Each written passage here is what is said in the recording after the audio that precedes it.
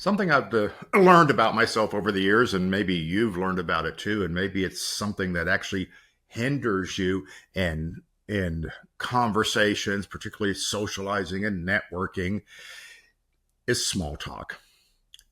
Some people are so against small talk, they'll go to any lengths to avoid having conversations with people for fear of getting sucked in to a small talk conversation and talk about unimportant things.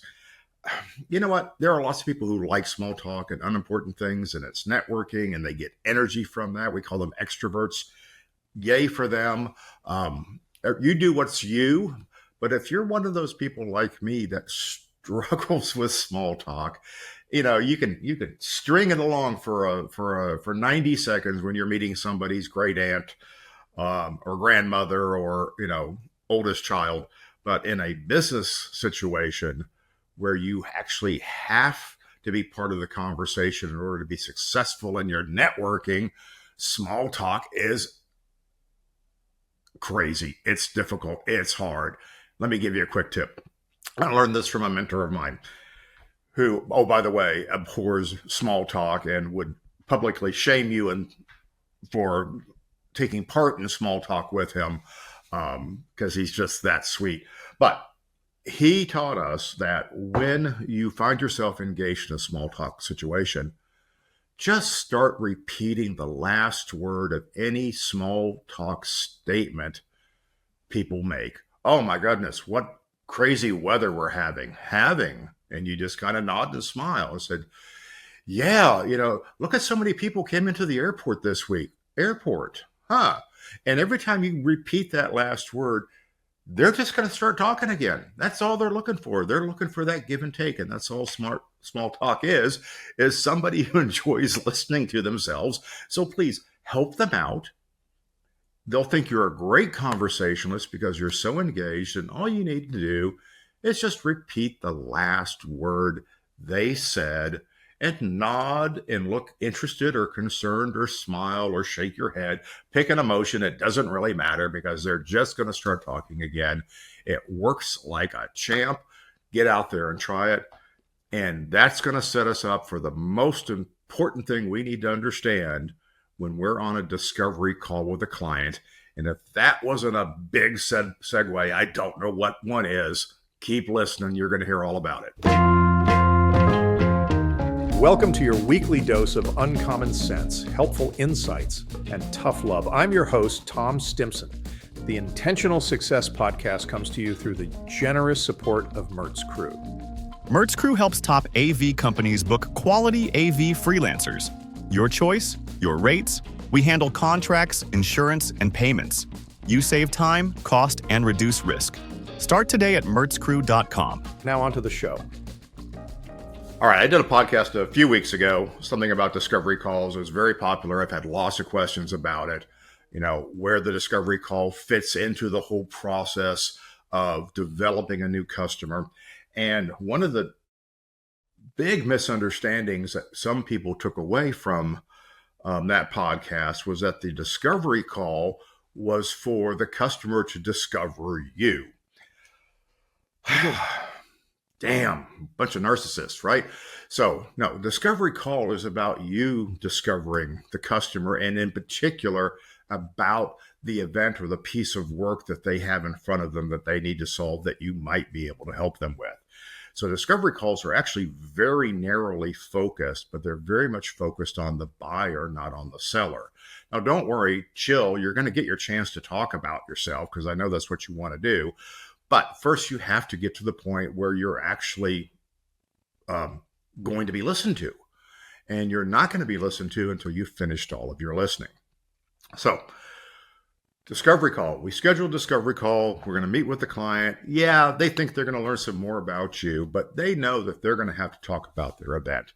How do you get started? You make your introductions and say, hey, I'd really like to turn the agenda over to you. And, but we'd love to hear more about your criteria, the things that are important to you. What are the things that you are looking for to make your event more successful? And then you shut up. Well, we're really hoping to hear more about what you guys do, what we do. And you nod and smile. He goes, yes, well, for instance, do you do this? Have you had trouble with that? Then shut up. So, well, yeah, we've worked with companies that didn't do this. This is the thing that's important to you. This is important to you. Yes. Can you tell me more about what other things are important to you? Right? All you need to do is keep asking open-ended questions. And if you can get away with a small talk, grab their last word and encourage them to expand on that, take it. But if you can't, just have the next open-ended question there. It's like, hey, I bet you have some stories about that. Can you share them? Well, no, we can't really share them. Oh, darn, I didn't ask an open-ended question. I asked a yes or no question. So learn how to tailor your questions for the customer so that they can tell the things that they need to tell you. They're not going to dish on your competitor. They're not going to throw anybody under the bus in this call. Well, generally they won't, but they will respond to things like questions like, what are the things that your presenters are most concerned about? What does marketing need to get out of this event? What do they call success? Okay. What do your attendees remember the most about your events? These are the types of questions you need to ask.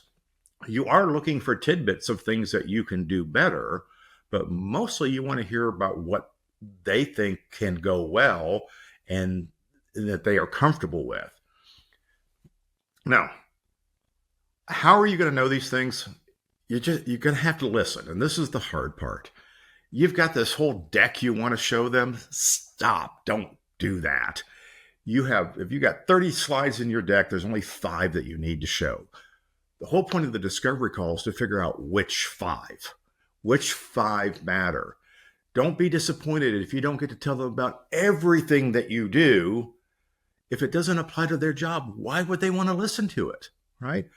So listen to them so that they only have to listen to you for a very short amount of time and they can ask questions. Now, if they happen to ask a question about something that's in your deck, great, pull out another slide.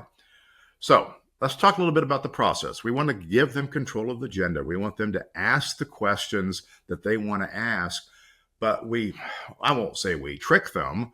We set them up for success by getting them to talk about the things that are important to them. Okay.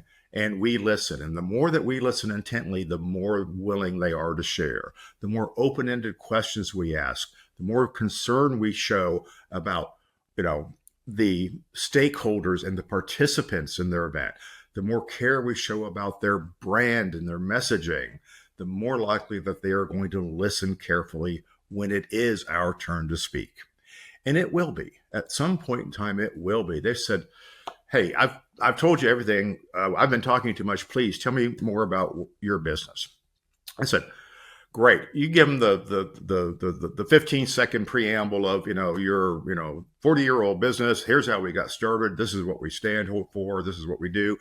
And you put comma, but you already know all of that or you wouldn't be talking to us. I want to talk about how our best customers like you would work with us. Okay, here's how our best customers use us. Now, you're telling a little fib because some of your best customers use you for things that you're not going to talk about here today. Okay, and you're going to pull up the 5 slides from your deck that you've already made note of while you're listening because you're constantly writing down saying, oh, we need to talk about this. Oh, we need to talk about the speaker ready room.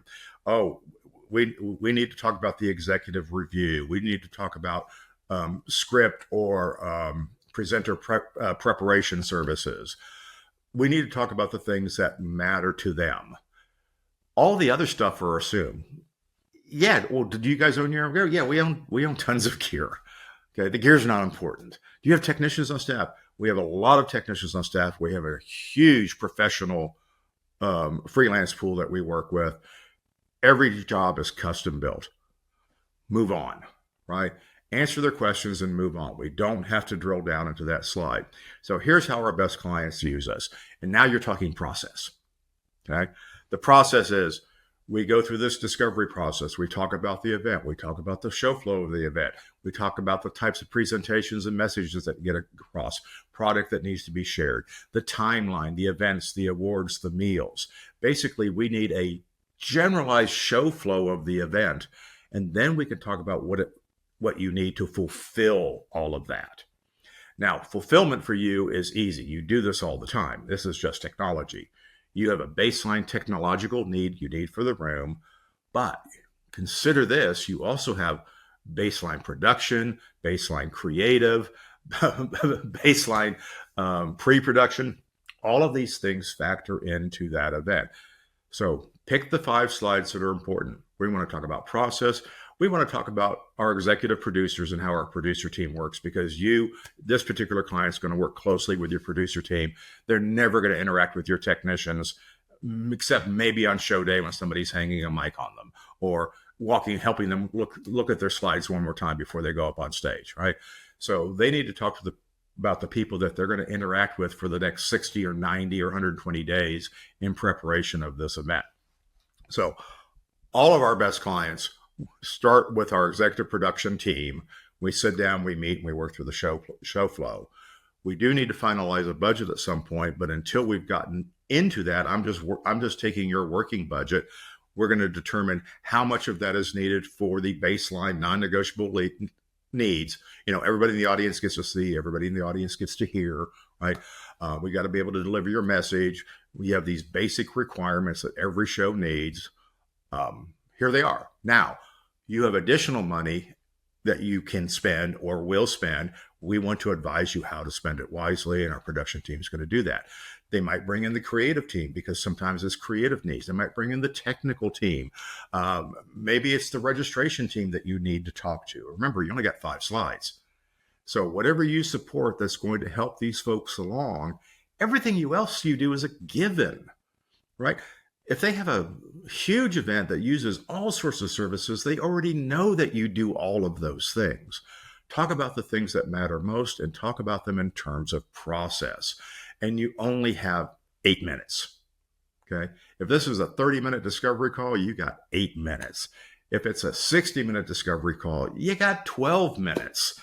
You do your presentation, and any chance you can get them to start asking questions, go back into Q&A mode and ask the open-ended questions. The more they get to talk, the more they get to express their needs, the tighter and more relevant your presentation is going to look.